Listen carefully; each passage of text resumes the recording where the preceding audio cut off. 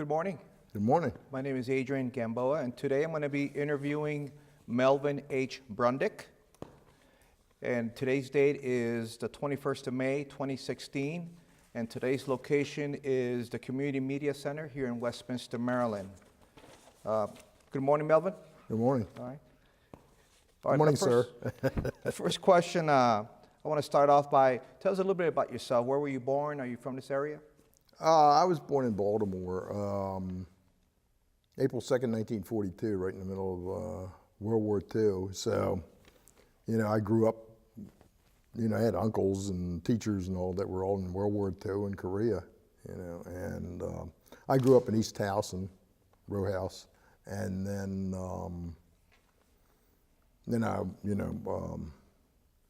went to electronics school after high school, Towson High, and Retz, and they had radio and TV, and they taught the Navy course.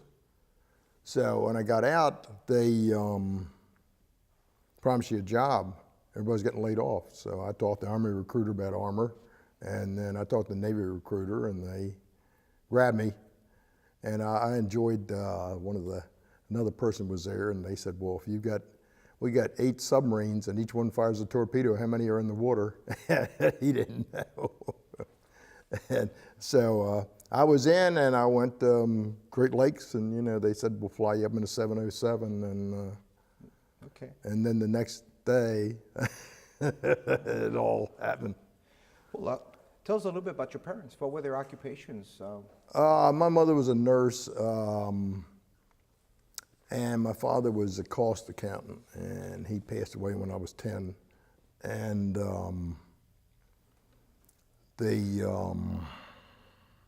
she came over from the Eastern Shore in 1929.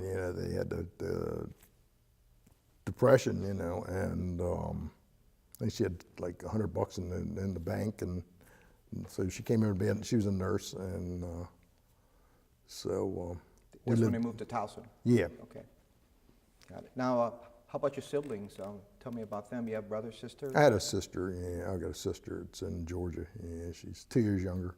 2 years younger? Mm-hmm. All right. She got a degree in math. I made it through school. I was there because I had to be. So. So you had, so from your background, you had a lot of family that was in service, and then from your family, your sister didn't serve, only you? No, my father's side was German descent, and my mother's was English. So. Okay. All right. So you kind of explained what you did, before high school, and once you got done with, what was the actual job or the school you went to right after high school? Retz, radio and electronic televisions thing, downtown in Baltimore. Oh, okay. All right. Now, you went to service. You went to go serve our country. Explain to me why you picked the service that you did. Well, I thought it was a disgrace if you didn't, if you flunked the physical and you didn't go and serve your country. And I figured it was a job. It was a tough one, but and I heard, my uncles and all that. And I had my father's younger brother was wounded in D-Day and shell shock, and my mother's younger brother was in the Army Air Force down in South Carolina, sending the bombers over. So. Okay. Now, were you enlisted, or did you enlist by yourself, or were you drafted for the Navy? Oh, I enlisted. Yeah. Okay. I tried to get in the Coast Guard, but because I was nearsighted, they said no. Later they called up and he said he's gone. All right. So you mentioned you picked the Navy specifically because they're the ones that were going to offer you to be able to do your job that you went to school with. Mm-hmm. Yeah, well, I grew up around Baltimore, in ships and stuff like that. So and I wanted to see the world. Okay. I got to see the North Atlantic. Yes, definitely. Now, tell me about your early days and when you first got to recruit training. Well, I'll clean up the talk. We woke up the reveille with the trash can and a Coke bottle around it, and some of the guys were crying, and we all said, shut up, we don't need this. And they had 3 camps at Great Lakes. It was 61, and we wore leggings. We had to wear leggings then. like World War I and II. Yes. And we drilled and we had mess cooking for 2 weeks and trying to think. Yeah, we had to swim and swim and swim and swim. They had a tower. You had to put the life jacket on and simulate jumping off a ship. And I remember going up there, but you do what they tell you to do. And then I got pneumonia up there, and I was in the hospital for a week or something, and infirmaries too. And my whites were hanging outside, and in the Navy, only clean dirt is if you cut yourself. So I kept getting more. I get 5 demerits and 5. I got 40. So I'd be running around the drill hall with a bolt action Springfielder in my head. When twice I went through stumbled through the Marine obstacle course and all that. So and oh well. That's some great experiences. Now, talk to me about your drill instructors that you had. You still remember their names? I remembered. Now, since I got pneumonia, they put me in another company. See, so instead of 9 weeks, it was 12. And I remember one was Dick's, and he told me. Now, my father wasn't a sports person, so I couldn't even climb a rope. And he said, if you don't straighten up, you're going to graduate. And my mother and my sister and my aunt were up there to watch me graduate. And so when we were all down, this other guy, he was kidding me. He was up. So we got out. And then every week we got a haircut. And so we had like 2 weeks growth on our thing like that. And we got like 78 a month. And when I got out as petty officer, I was making 160. So. Wow, that amount back then? 60, yeah, early 60s. Yeah. That's good. That's good. And now, you served during the Cuban crisis during the Cuban crisis. Yeah. Now, the thing is, see, when they had it, they said, we're pulling out and you can't call home. But one time, we were down during the blockade, but right in the beginning, there were 3 ships left in Norfolk. And I'd gotten on, let's see, I was on one called the Waldron. It had just come back from the Med, old World War II. We were chipping paint. I said, it's going to sink if we chip any more. And then they sent me to New England, and I came back to catch the Barney in Philadelphia. And I said, what's going on? They said, we're going to commission a ship. That was 3 days before they commissioned it. It was a brand new guided missile destroyer. And there was 24. We were number 6. And I helped save. Ours got scrapped, but we helped save the first one. It's number 2. And I even had former Governor Schaefer got in touch with me. I wrote to everybody from the mayor of Baltimore to the president. Yeah. And he called up. My son was graduating from high school, and he says, so I've got letters and from him and all that. Good. Well, understanding that during the period that you served was probably one of the most scariest in the Cold War, as things got heated up almost to becoming a full-scale nuclear war. We didn't know what was going on. Okay, when you were just part of the blockade. See, and I'm left-handed, so I didn't know why I was on the port side while I'm left-handed, and I'd be out there, and they had the radar, but I'd tell them if they saw any lights, and we went down 4 times. We shakedown cruises, and then we're down during the blockade. Okay, what do you consider to be the most memorable things during that time you were in the blockade? I mean, there had to be some. Not knowing is scary enough, and expecting the unexpected. What can you tell me about that? I don't know. I went to electronics school, and then I was going to Milwaukee all the time. I flunked out the last month, so they said, "You fail, you sail." So I went to deck gang for 9 months, and I learned how to. I was in damage control. I went to fire school. For the electronics, I got back electronics, had a shortage, and I just gotten back from being a loader on a 5-inch 54 gun, a dam neck they'd fired out over the thing. And I got chip paint and, and all that stuff that they did, and lookout, and I got 7 months of mess cooking, and when I got electronics, one lieutenant, he had seen I'd gone to school, so he says, I'll see what I can do, you know, because we're getting shortage. And I just got back from gunnery school, you know, and they grabbed me and they said, you're the only one that isn't petty officer. So I went and mess cooking again. So then I studied like crazy, and I made third class petty officer. Yes. Electronic technician radar on the first thing.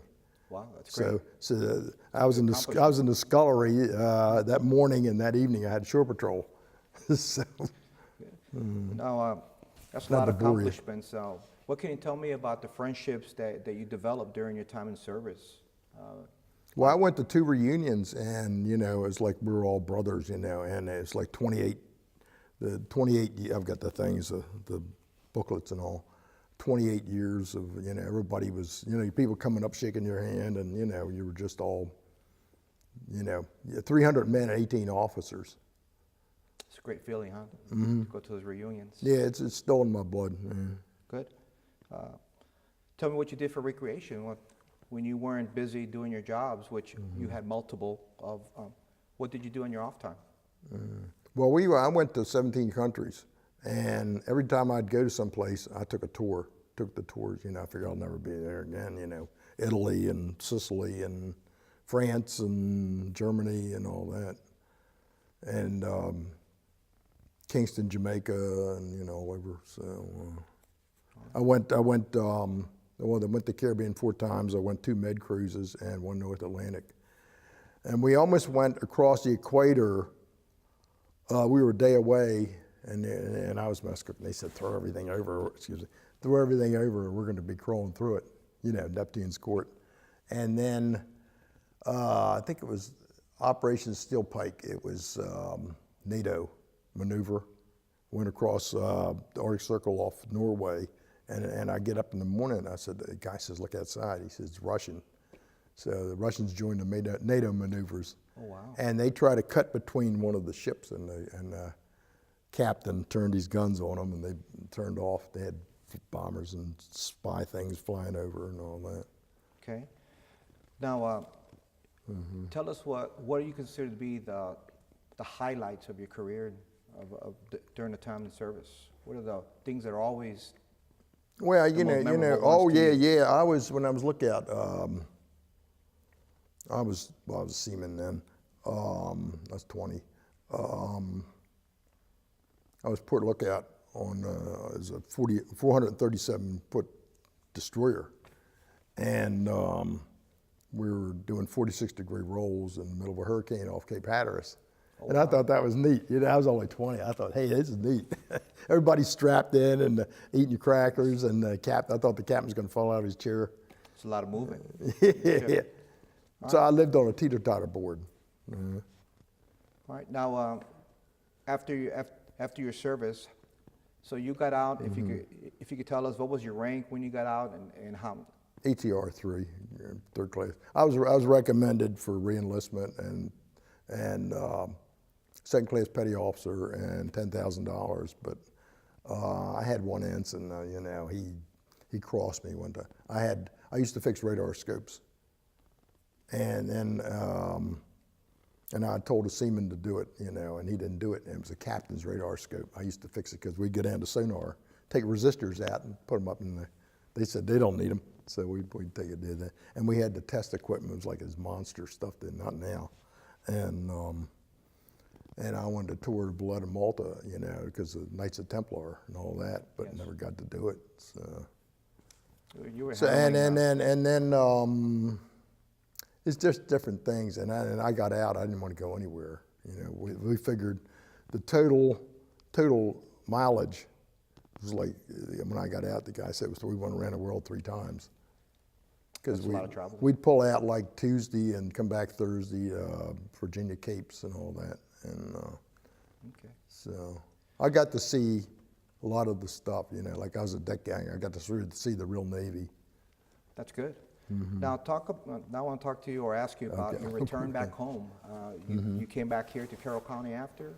No. My mother was in Towson. Now I came up here. My late wife was from Carroll County, and I moved up here in '80.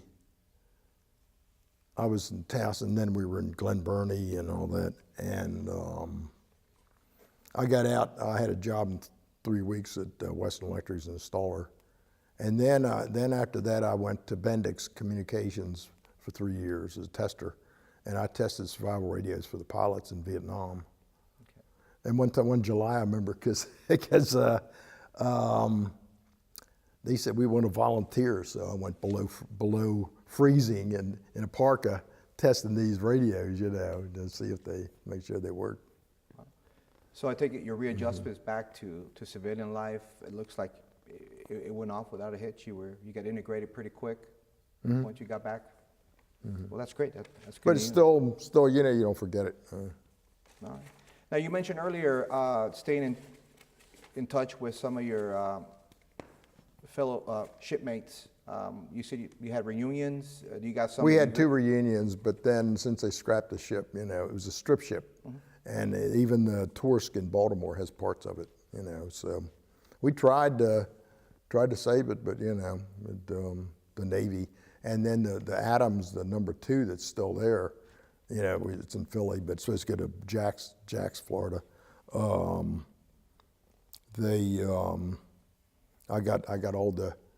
I emailed everybody had been on any of the early DDGs, and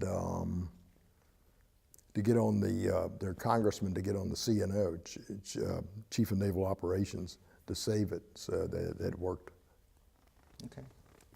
All right. And I've been in touch with them. I got a thing. I had gotten on eBay and collected stuff for 2 years that was anything to do with the ships, and I donated to the museum.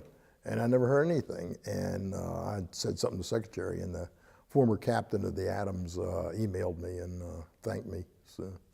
Good.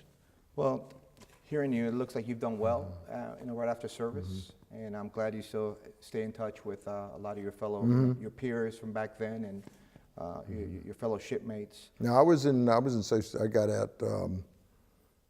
I was in electronics 8 years, and then I got GI Bill, and I went to junior college, Catonsville, 3 years at night, and I said, oh, it's something new, data processing. So I got a certificate in that, and I got in Blue Cross, and then I was at Union Trust, and a friend of mine called me up. I'd tried to get in the government for 3 years and got to run around, and next day I had a job because I had worked at Blue Cross, and they didn't have to train me, and the big boss taught me in junior college. So I was 32 years, and I've got a certificate from the Commissioner of Social Security thanking me for my time, 36 years. That's outstanding. Now, I wanted to ask you, how did your service experiences, how that affected your life? Well, I was a life member of NRA 50 years, and I was assistant scoutmaster at Silver Run for 24 years, and I taught swimming at the college for 20 years. I had gone to worked at Towson Y when I first got out, and I took everything from advanced swimming to scuba, and so I helped out because my son wouldn't listen to me, so they taught him, and I helped out, and all of a sudden I'm in charge of, if they couldn't swim or they couldn't do 100 yards, I told them the tricks, because I had swam laps, 50-mile swim 3 times. Okay. Do you attribute all those accomplishments that you did, that you just mentioned, to your military service, everything that the Navy taught you? Yeah, that was great. Yeah, I mean, the discipline and self-control and this and that. All right. Okay. Hope I'm saying the right word. I wanted to ask you, what message would you like to leave for the future generations who are going to see this video? You can follow your gut feelings and all, but and you pick whatever your goal that you want, profession. But military is, it's a good start. Okay, all right. Is there anything you feel we haven't discussed that you feel should be added to this interview? I got one thing that's a little spicy. Well, we were overseas, and I put an ad in thing called Teen Magazine. And in 2 years, I got 2,000 letters. One day I got 108, and everybody was writing them, and one of the guys married one of them, and then we'd get a list of ports, and I had a West German thing, and they said, this is highly irregular, but you know. What was the content of the article? No, I put there, sailor wants to meet girls 17 and 21, and it just went on and on. And then the postal clerk said to XO, he says, what can we do? He says, too late now. I said, oh well. Okay. Had some fun. That was a lot of fun, you know. Everybody is. Well, I World War II buff and all that, and I've got all these boards, and I know some dealers plus eBay, and I've gotten a lot of, not that I did it, but you know, a lot of medals and things and all this stuff, you know. You mentioned boards. What are those? Display boards. You know, they have little pins or something like that. And I've got, especially German World War II and World War I, you know, because my father's side was German, not for Nazis, but U.S. stuff's harder to get. And I've got a framed thing of a kamikaze headband translated. And different things, you know. And then now I'm into projectiles and 75 millimeter shells and all kinds of stuff. So you become a collector over the years? Yes, mania. Yes. Now you mentioned a lot. And I've got guns too. I've got World War II, World War World War I, and dated. Tell us about your collection. What are your most prized, the ones you're really proud of having? I just got a U-boat pin. That was kind of rare. And if you see the movie Das Boot, you'll find out. I've got 3 Lee Anfields, the 303s, and 2 World War. One of them's dated 1918. I've got a Smith & Wesson revolver, 1914. I've got. I had a big collection of armor stuff, back to World War I, and like a dummy, I got rid of it. You know. Is that some of the stuff you said you donated earlier? No, I sold some of that. You know, but. And I was into Civil War Navy stuff, and they had some of the first stuff, and they said, I had cutlasses and belt buckles and all that, and I was in the Constellation Society when they were starting to redo it, and War Memorial Building we used to meet, and they put them on the Constellation. They said it's the first weapons on there since World War II because it was a flagship. Wow. That's interesting. You know, just. All right. Now, of all your collection items that you've done over the years, whether you have it or not, what do you consider to be like the top 3 things that rare findings or the most important to you, Melvin? I just got that U-boat badge. That's rare, you know, and. And then I've got a binder with a lot of the postcards, early torpedo boats and destroyers and all that stuff.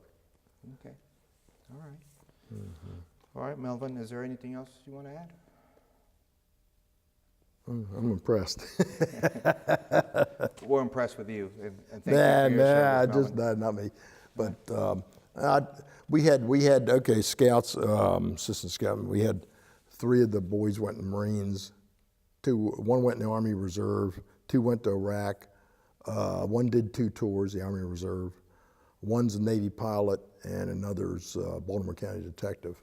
So they all turned out. We had 1 that got in trouble, but he says, "Do you remember me?" "Yeah, we remember you." That's a lot of. All the boys turned out. All of them turned out. Yeah. Good. And I taught when swimming. I probably taught, let's see, 20 years, usually 5 or more. I taught at least 100 boys how to swim. So. Okay. And one of my biggest honors, they sent a young man down to help me, and I taught him 2 years before. So I taught him usually 5. I taught him everything I knew about swimming. So then when they do a swim test at the college, you know, it's like Olympic pool, 4 lengths, and then jump in over your head 4 lengths, and then float for a minute. And a lot of times I'd swim it with them. And then one time we had four of the leaders swim with one for confidence. You build up their confidence. I didn't test them, but we built up their confidence.